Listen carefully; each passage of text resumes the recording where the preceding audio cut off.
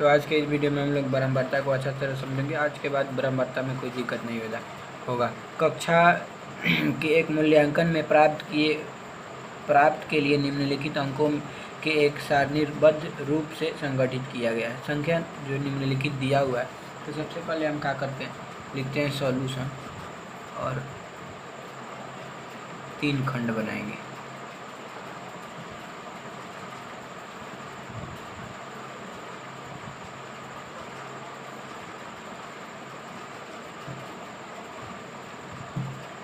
तीन खंड बनाएंगे।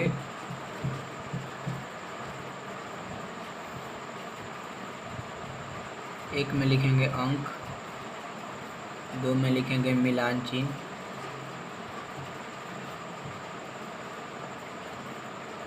और 4 में लिखेंगे ब्रह्मवार्ता। ब्रह्मवार्ता का मतलब होता है जो कितने बार आया है। तो सबसे पहले अंक 1 दिया हुआ है तो हम 1 लिख ले रहे हैं।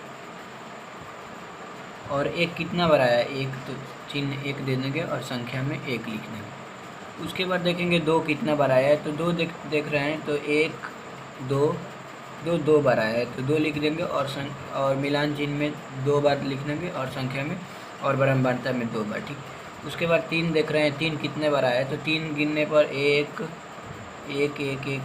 3 केवल 1 बार आया है तो 3 लिख देंगे। मिलान चिन्ह में तीर चिन्ह पार देंगे और ब्रह्मवार्ता में 1 लिख देंगे। उसके बाद देखेंगे 4 कितना है, तो 4 गिनते हैं, 1 2 2 2 2 2 3 बार आया हुआ है तो 3 बार 3 पाई पार दे रहे हैं। उसके बाद संख्या में 3 लिख दे रहे हैं। अब देखेंगे 5 कितना बार आया हुआ, तो 5 1 2 3 3 1 4 बार आया हुआ है तो सबसे पहले 4 लिख देंगे, 4 को पाई और संख्या में 4 लिख देंगे।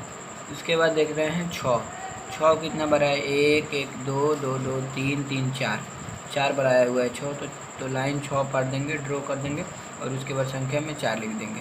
अब देखेंगे 7 कितना बार आया हुआ है, 7 1 बार आया हुआ है। उसके बाद 2 बार, तो 7 कितना बार आया है, 2 बार, तो 2 मिलान चिन्ह में चिन्ह दे देंगे। उसके बाद संख्या में 2 लिख देंगे। अब एक बार और क्या है, 8 है तो एक चिन्ह बढ़ा लेते हैं क्योंकि छोटा पड़ गया था, तो 8 लिख देंगे और देखते हैं 8 कितना बार आया हुआ है, तो 8 1 बार आया हुआ है तो 1 लिख देंगे और संख्या में 1 लिख देंगे। 9 कितना बार आया हुआ है, 9 भी शायद है तो 9 के लिए चिन्ह पार ले रहे हैं, तो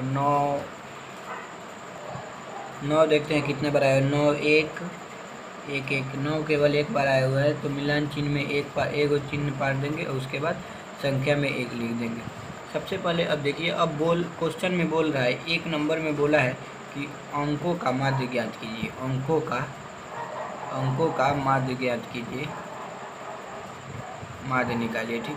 तो सबसे पहले माध्य बराबर होता है सभी प्रेक्षणों का योग।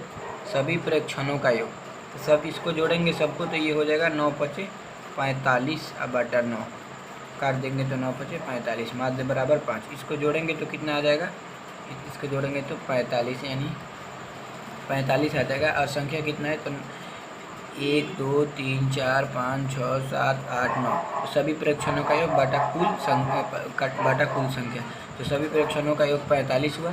सभी प्रेक्षणों का योग 45 हुआ और अब कुल संख्या कितना है, 9, तो 45 बटा 9 माध्य बराबर 5। और इसमें ही परिसर निकाला जाता है। 2 नंबर पूछा है